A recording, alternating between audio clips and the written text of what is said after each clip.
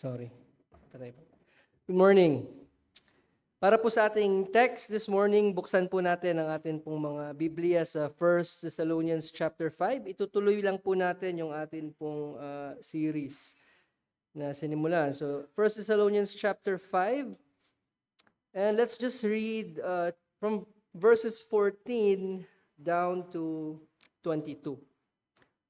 Sabi po dito, "And we urge you, brothers, admonish the idle, encourage the faint-hearted, help the weak, be patient with them all. See that no one repays anyone evil for evil, but always seek to do good to one another and to everyone. Rejoice always, pray without ceasing. Give thanks in all circumstances, for this is the will of God in Christ Jesus for you." Ito po yung ating text. "Do not quench the spirit, do not despise prophecies, but test everything. Hold fast what is good. Abstain from every form of evil." Let's pray. Lord, once again, we ask that you would send your Spirit to do a work within our midst. Dalangin po namin, Panginoon, na kayo po ang magbukas sa amin pong mga tainga at amin pong mga mata. Makita po namin ang kaluwalhatian ng Panginoong Hesus, salita na amin pong pag-aaralan sa umagang ito. Luwalhati po nawangin yung pangalan sa pangalan niya. Amen.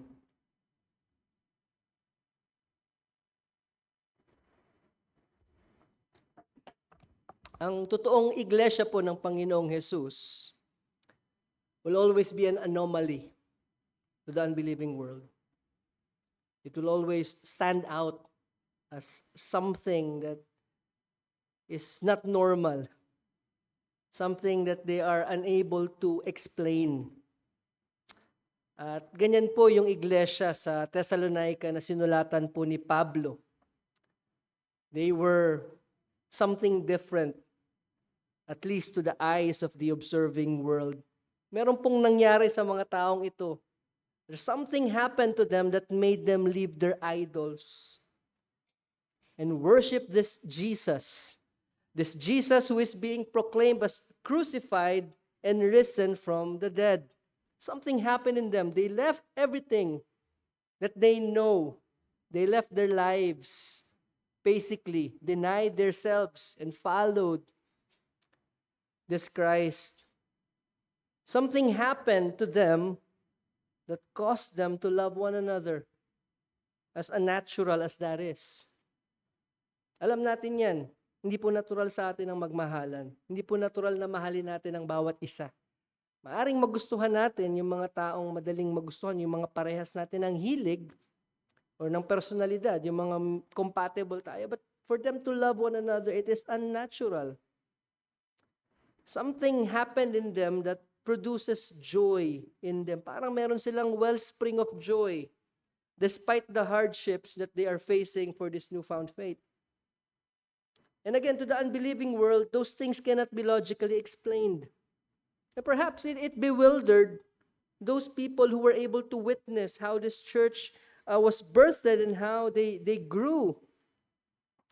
I cannot get over the fact that how their enemies described what happened or what Paul and his companions did.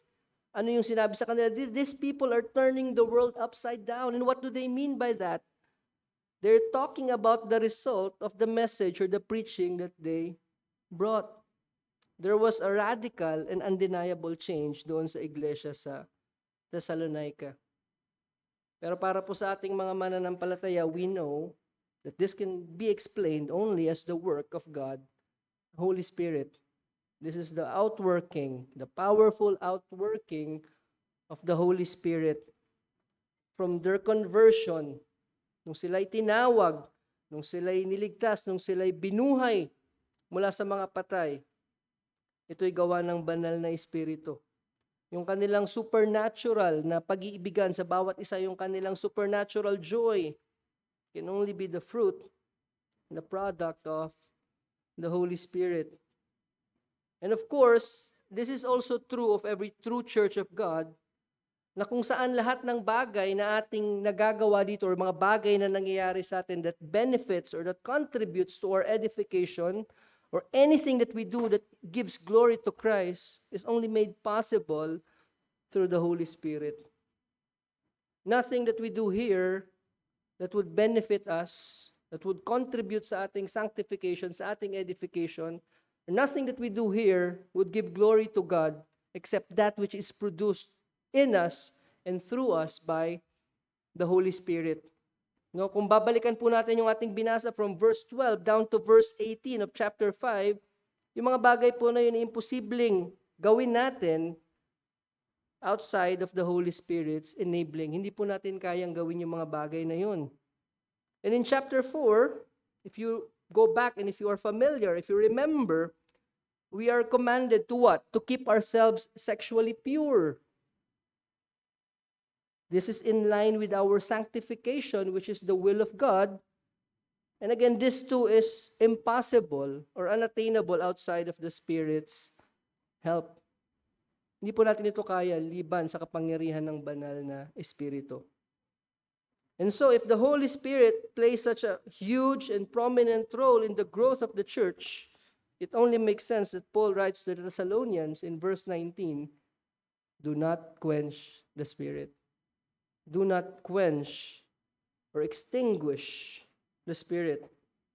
In other words, we are not to stifle the work of the Spirit in our lives as members of this body, as part of a whole. And also, hindi rin natin dapat i-quench yung gawain ng banal na Espiritu in our corporate gathering as a church. Because if we do, para itong nag-drain ng gas. It's like draining gas out of the car. Or maybe kung EV, tinanggal yung baterya. It's not only will it not run properly, hindi lamang po ito magmamalfunction, hindi talaga ito magpa-function. Now, I don't want to be accused of reducing the Holy Spirit to a mere force or energy. Yung mga kulto po ang gumagawa nun. But my point is this. We cannot stifle the work of the Holy Spirit or hinder Him from working in our midst and still expect growth. We cannot hinder the work of the Spirit and still experience growth. We cannot quench the Spirit and expect to have a good testimony towards the outsiders. That's not going to happen. Maybe a good reputation, but a good testimony to the gospel, hindi po maaari yun. We cannot quench the Spirit and expect to glorify God with our lives, which is our chief end. When we get to the point where we quench the Spirit as a gathered whole, as a body, we are reduced to being just automatons or machines. We're just doing things mechanically. Maybe still orthodox, but dead. If the Spirit is quenched in our midst. Naalala niyo yung iglesia doon sa Ephesus na sinulatan ng Panginoong Hesus sa pamamagitan ni Apostle John. They got to a point where the Spirit was stifled or quenched in their midst that they lost the love that they had at first. You see, love is the fruit of the Spirit, especially love towards Christ. Ito po ay bunga ng banal na Espiritu. So if love is lost, then that means that the Spirit was quenched in their midst. Do you feel a lack of love towards the brethren? Do you find it hard to love, to forgive, to be patient, to be gentle? You might as well ask the question, is the Spirit being quenched in my life? Now the question is how? How do we quench the Spirit? Sa paanong paraan ba natin napupuksa yung paggawa ng banal na Espiritu? Of course, it does not literally mean to extinguish. Of course, that's the literal meaning, to extinguish as we would a fire. While we cannot cancel or we cannot remove the indwelling of the Spirit, we can suppress or resist His work in our lives to the point na nawawala na tayo ng semblance to being a Christian at all. Again, hindi po maaalis yung indwelling ng banal na Espiritu. That is the seal of God's possession of us. Lahat ng iniligtas ng Diyos ay pinananahanan ng banal na Espiritu. Even the most carnally minded true believer, kagaya na mababasa natin perhaps dun sa Corinthians, are still indwelt by the Holy Spirit. But we can be living outside of the power of the Spirit when we suppress and quench Him. And so what Paul is telling them is not to suppress. Huwag niyong pigilan, huwag niyong i-hamper. Do not hinder the work of the Spirit. Imagine living in a village na kung saan yung water source nyo lamang, yung inyong drinking water ay galing sa isang spring. And it is brought there by a pipe. And imagine kung merong maglalagay ng bato at babarahan yung pipe na yun. It would not only muddy the water, it might very well stop the flow of water that supplies life and vitality to that village. So imagine what would happen if the Spirit's work is stifled in our lives and in our church. If something is clogging, hindering the Spirit from doing His work in our lives, can we still be effective ministers of the gospel? Can we still be effective witnesses? Now, of course, hindi ko po sinasabi that the Holy Spirit in His work of regeneration ay hindi kayang i-override yung deficiencies natin bilang mga mananampalataya or even preachers and pastors. Of course, the Holy Spirit can override the human deficiency. But what I'm saying is, sa liham na ito, sa Thessalonica, Paul made it clear how them, as ministers of the gospel, conducted their lives in such a way that would not dampen the preaching of the gospel in any way. They were so careful with how they conducted their lives. And laging binabanggit ni Pablo sa mga taga-Thessalonica, you yourselves know how we lived among you. Alam ninyo yung aming buhay. Alam ninyo yung aming naging pakikitungo sa inyo. Alam niyo yung pag-ibig namin sa inyo. And so, if we are to follow suit, how can we maintain that good conduct? How can we maintain or keep that good testimony if the Holy Spirit is not at work in our lives producing fruit? We can pray all we want for the salvation, which God might as well answer in His sovereignty. But on our part, hindi tayo magiging epektibong tagadala ng magandang balita. Lalong-lalo na dun sa mga taong malapit sa atin. And the worst thing that we should fear the most, tayo bilang mga professing Christians ang maging dahilan ng hindi nila paglapit sa Diyos. Nang hindi nila pag-submit sa Lordship ng Panginoong Yesus because our lives are so contradictory to what we proclaim. And that again, I hope we feel the weight of the text when it tells us, do not quench the Spirit. Lagi nating naririnig, Spirit-filled life. Walk in the Spirit. And sometimes we most often associate it with the charismatics. But tayo bilang mga mananampalataya, we really should be walking in the Spirit. Because the opposite is to be walking in the flesh, which we don't want. Remember, we are able to do things, spiritual things, in the flesh. But what does that accomplish? Again, that brings us back to the question, how do we quench the Spirit?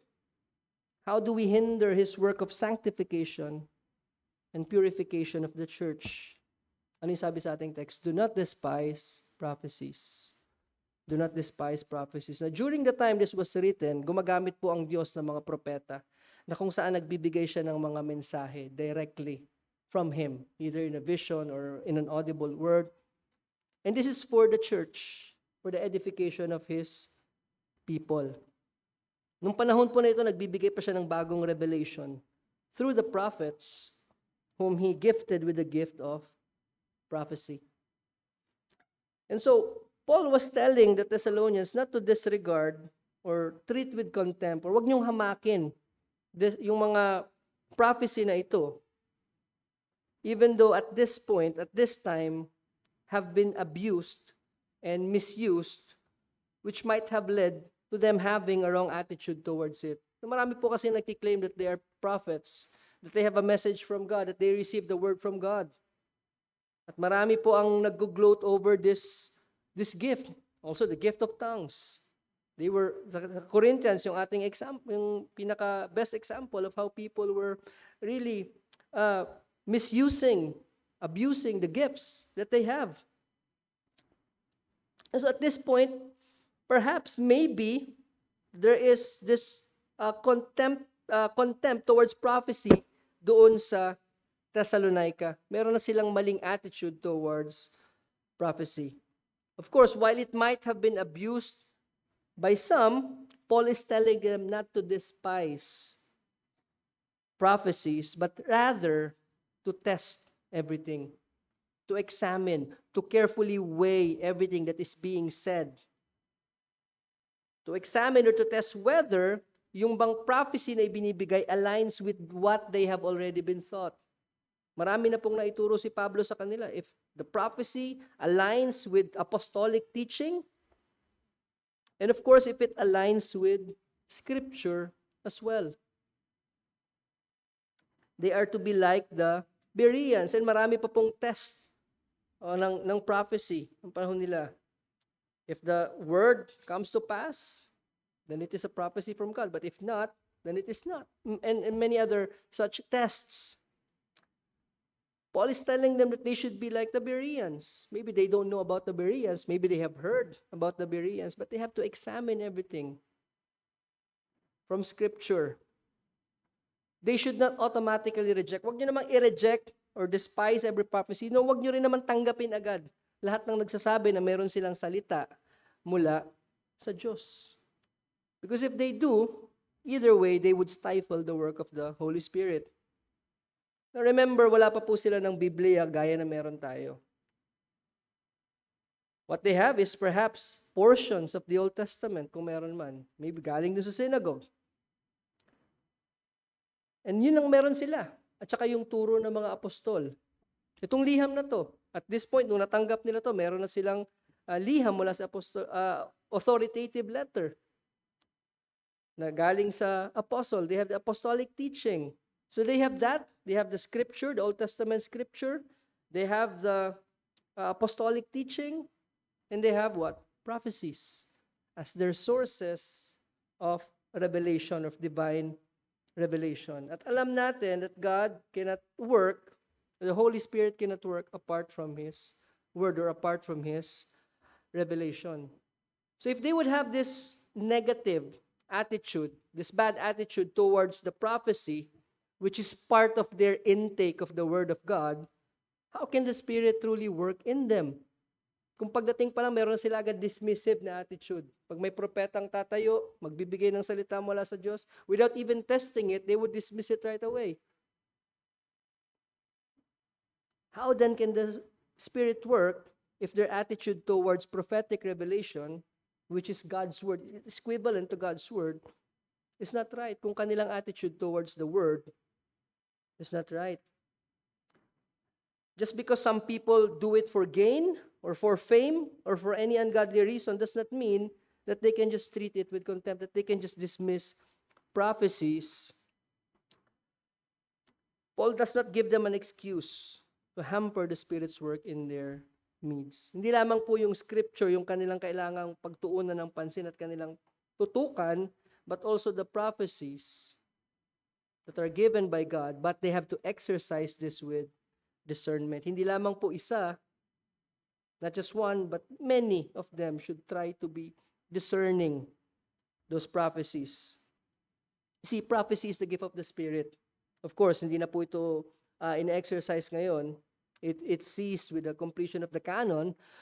Prophecy is a gift of the Spirit, for He is the Spirit of prophecy. And so to despise prophecy is to despise the Spirit. That's how serious it is. Seryoso po ito. They cannot just dismiss prophecy without being in danger of despising the Holy Spirit. Now, of course, naniniwala tayo. I hope we're all cessationists. I can still call a continuationist a brother, depending. But that's not the issue. Naniniwala tayo, God no longer speaks or gives new revelation outside of what is written in the Bible. But of course, ito pong mensaheng ito still applies to us. We should not treat the proclamation or the preaching of the Word of God with contempt. We should not neglect it. You see, the preaching of the Word is the equivalent of prophecy. You see, prophets, ano bang ginagawa ng mga propeta? They not only foretell, but they foretell the Word of God. Sila yung may dala ng mensahe ng Panginoon.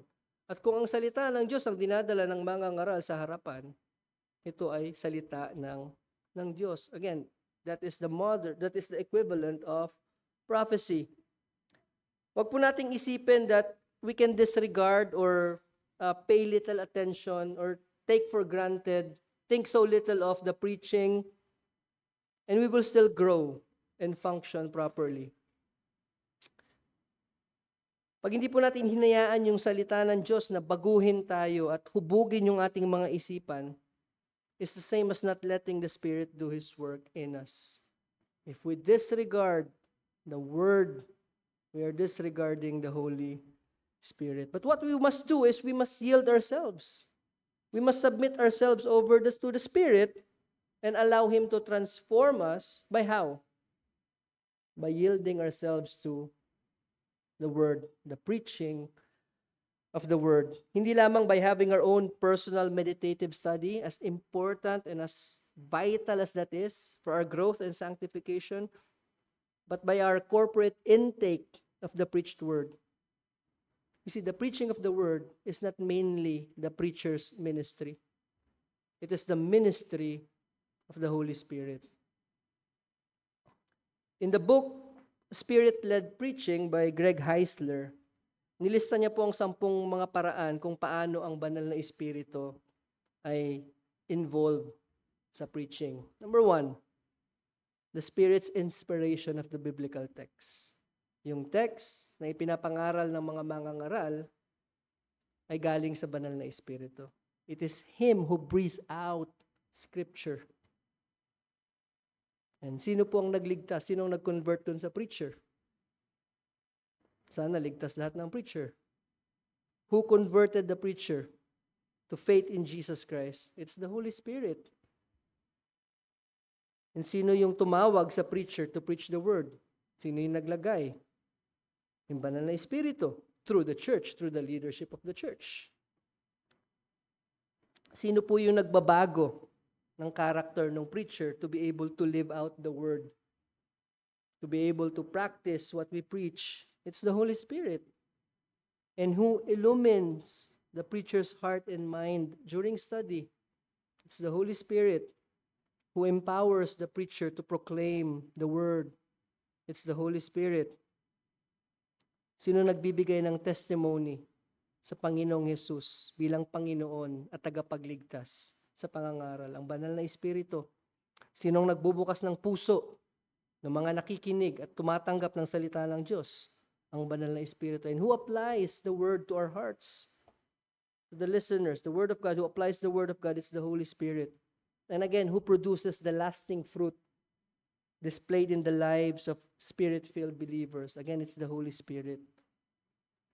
So from start to end, the preaching, the preparation, the byproduct, the result of preaching is solely, mainly, primarily the work of the Holy Spirit through the preacher, the instrumentality of the preacher. Wala na po tayo mga propeta na tumatanggap ng direct revelation from God. Pag may narinig po kayo na nagsabing, sinabi sa akin ng Diyos, ay wag na po nating pakinggan.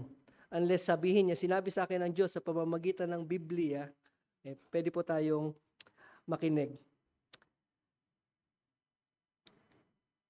While we do not have prophets, it does not mean that the proclamation of God's word has ceased. It will continue hanggang sa pagbabalik ng Panginoon. See, again, I've said before, the preacher is the equivalent of the prophet. Bilang siya yung tagapagdala ng salita ng Diyos sa kanyang mga tao. Given that what he brings is in fact the word of God. Now, Paul Washer captures this beautifully in what is known as the shocking youth message. Marami po sa atin dito, maaring sariwa pa sa ating mga isip o alam natin. Ito po sinabi ni Paul Washer as he preached this very popular sermon. Sabi niya, if what I tell you today is not true, I am in great deal of trouble and have every right to do this with fear and trembling, because I will stand condemned before God. But what if I tell you today is true, then you're the one with cause for fear and trembling. Because if I correctly interpret this passage of Scripture that I'm going to give you, it is as though God were speaking through a man, and your problem will not be with me. It will be with God and His Word. Why are you not clapping? Naalala niyo yung linya na yon. And so, kung ang salita na dinadala sa ating harapan is in fact the Word of God, then it is from the Spirit. And to despise that word being preached is to despise or quench the Spirit. And so, kagaya nung binanggit ni Paul Washer, it also boils down to the preachers. Napakabigat na responsibilidad po ang tumayo sa harapan. It's not something that we ought to and we do not take lightly. The weight is far too heavy. We must be careful to accurately interpret Scripture and make sure that it is God's word that we bring. And it's really difficult, not because we do not understand, but because we feel the weight of it, but because also we know that we are flawed. We have weaknesses. We have biases. We have remaining sin, which, if we would not be careful, might factor in what we bring, which would, of course, it cannot in any way diminish the purpose which God has purposed dun sa salita, but it might dampen the delivery of the word. Again, this is why it is important that we should not quench the Spirit. And one way of quenching the Spirit is by allowing our pride and our selfishness, our own personal motives into the study and the preaching of the word. If we are not careful, then we might be blindsided. We might be preaching not God's word, but our own ideas, our own perhaps principles or preconceived notions. Gaya po ng ating nakita, we have to let the Spirit do His work by submitting to Him with the right attitude, submitting to His word. And so with what humility, with what utter dependence upon the Spirit, na dapat natin gawin yung pag-aaral at pangangaral ng salita ng Diyos. Woe is to us if we preach with pride and self-reliance while standing here and telling the people, thus says the Lord. Again, we must not quench the Spirit. At tayo, lahat naman tayo ay tagapakinig din ng salita ng Diyos. If we do listen Do we listen with hearts ready to hear from God? Or do we listen with a critical ear? Ready to pinpoint any tiny error, maybe grammar, maybe pronunciation. Do we benefit kung ganun yung ating dadalhin na pandinig sa iglesia? Maybe trying to catch an error.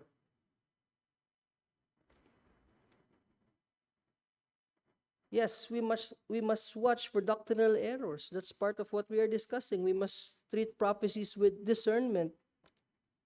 Pero yung critical na espiritu, galing ba ito sa banal na espiritu? Yun ang tanong.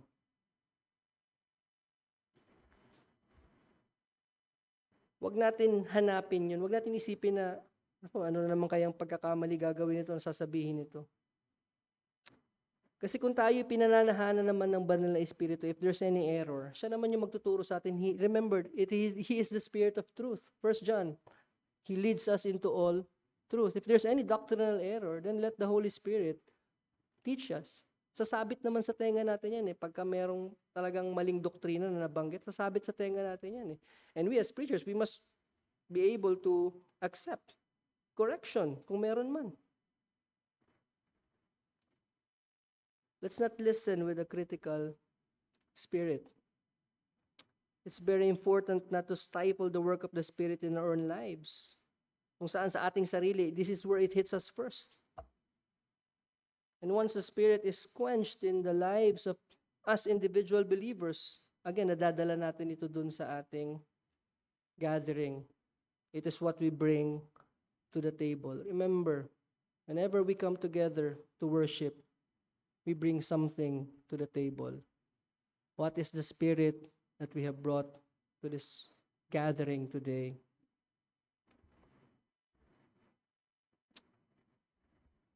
We are not to detach this command again from our corporate gathering as much as this is part of our individual responsibilities. We must ask ourselves, is there any indication that the Spirit's work is being quenched in our midst, in our gathering?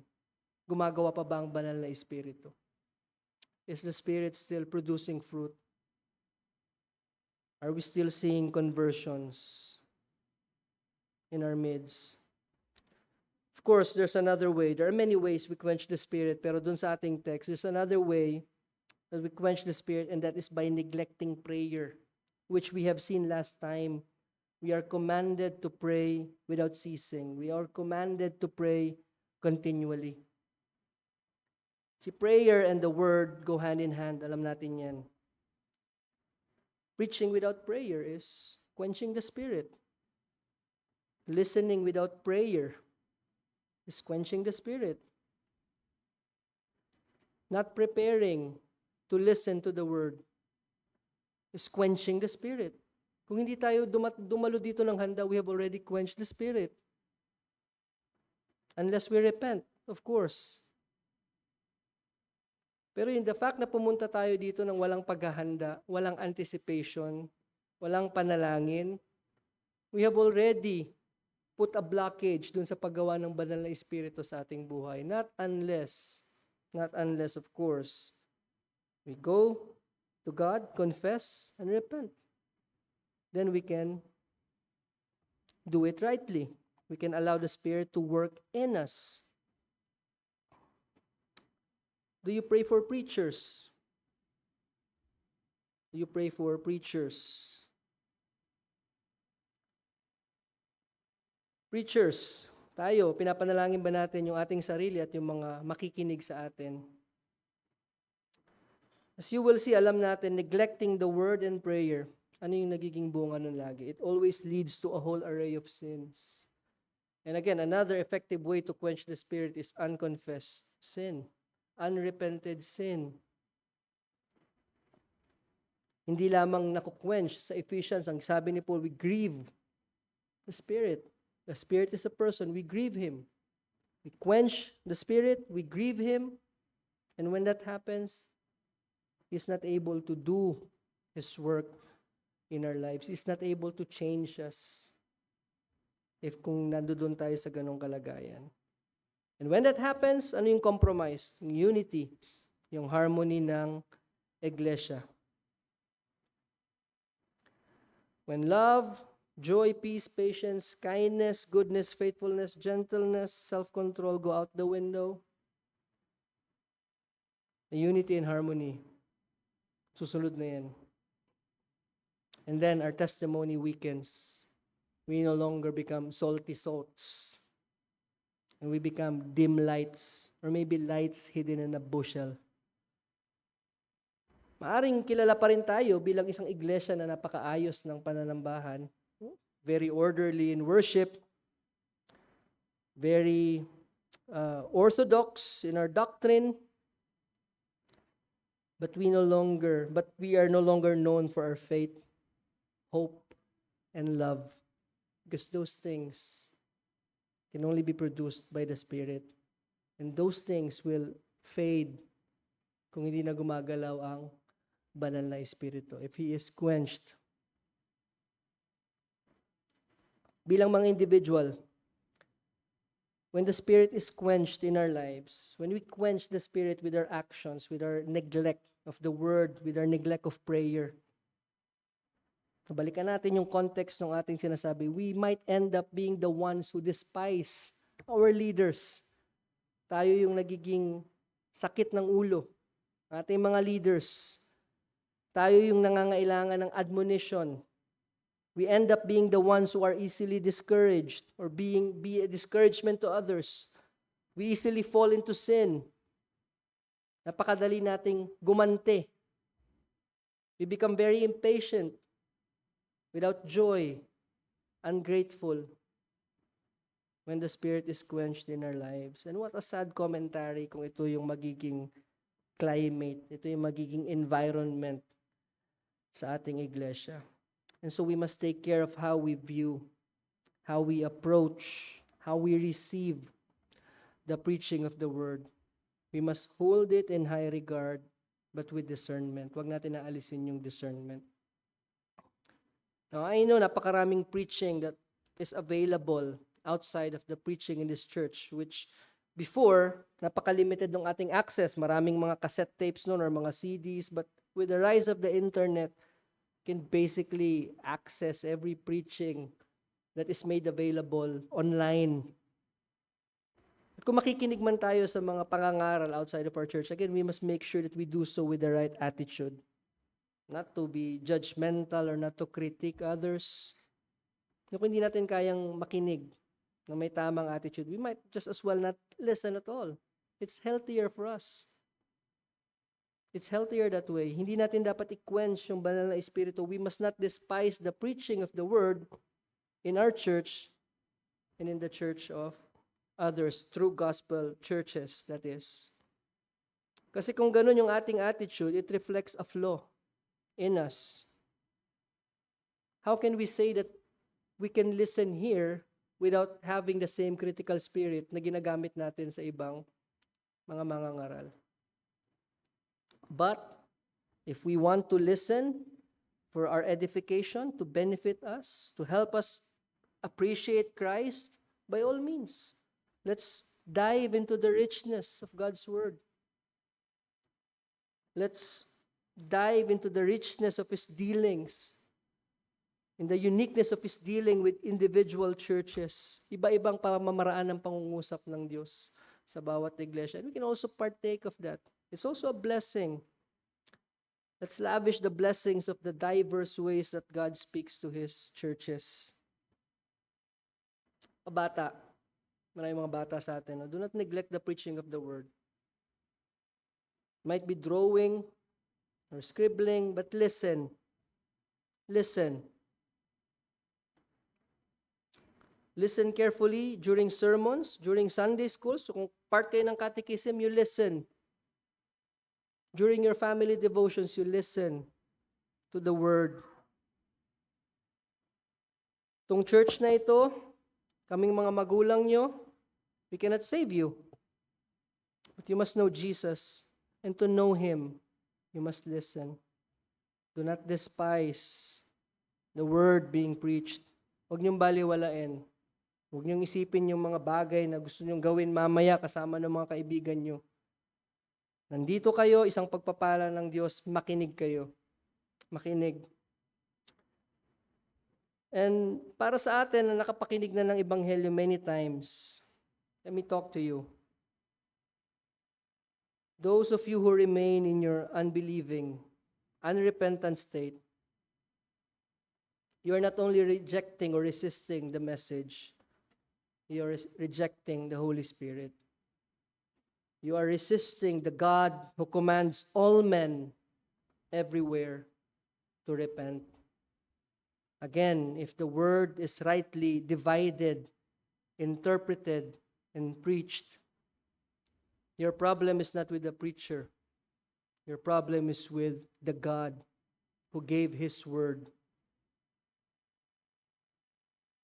You are not just disregarding the message, you are disregarding the very God na lumikha sa iyo.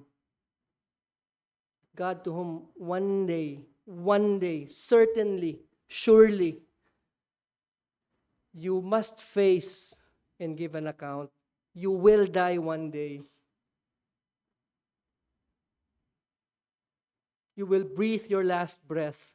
You will close your eyes in death. You will have to cross that river called death.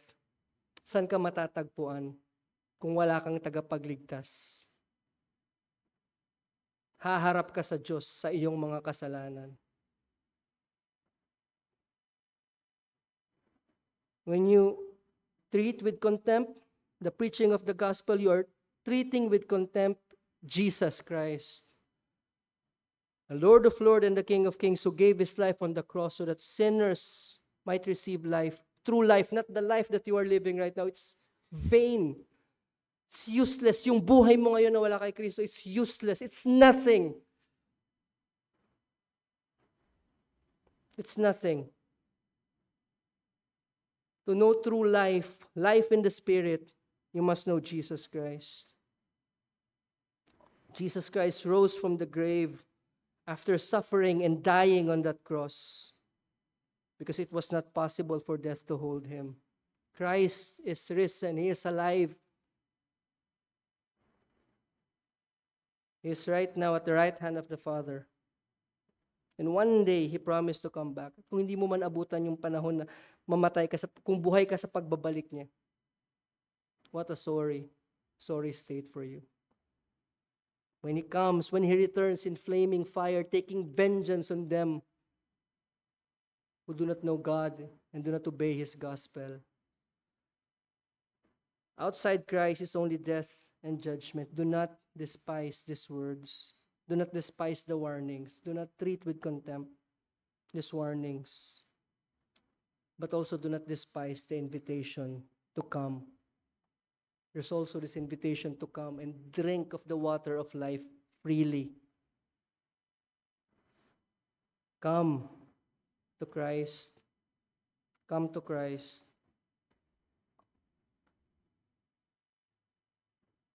If you do not, if you persist sa iyong rebellion, these very words, yung mga mensahe na inyong narinig, the gospel, the times that you've heard the gospel, the message of the gospel will ring in your ears for all eternity as you weep and wail and gnash your teeth in agony and anguish. For the smoke of your torment will not end. It will continually, for all eternity, rise up. Do not take the gospel for granted. Let's pray. Father, we praise You. Thank You. Because You said in Your word that the words that come out of Your mouth will accomplish its purpose. Pinangahawakan namin itong pangakong ito, Panginoon. May Your word truly accomplish its purpose. Whether in the converting of sinners, and as much as we dread it, to the hardening of hearts further, may it not be so, Lord God.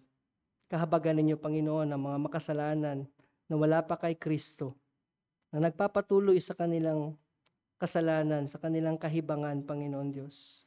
Kaawaan po ninyo sila, Panginoon. Ipakita nyo sa kanila ang biyaya na ipinamalas nyo rin sa amin nung kami ay ligaw sa aming kasalanan, nung kami ay sumusunod lamang sa layaw ng aming sarili. Kami inyong iniligtas. At sa amin, Panginoon, bilang iglesia, turuan niyo po kami, Panginoon, not to stifle the work of the Spirit by our wrong attitude and posture with regards to the word and prayer. May you grant us, Lord God, the humility needed in order for us to truly be able to let the Spirit do His work in our hearts and in our church. These things we pray in Christ's name. Amen.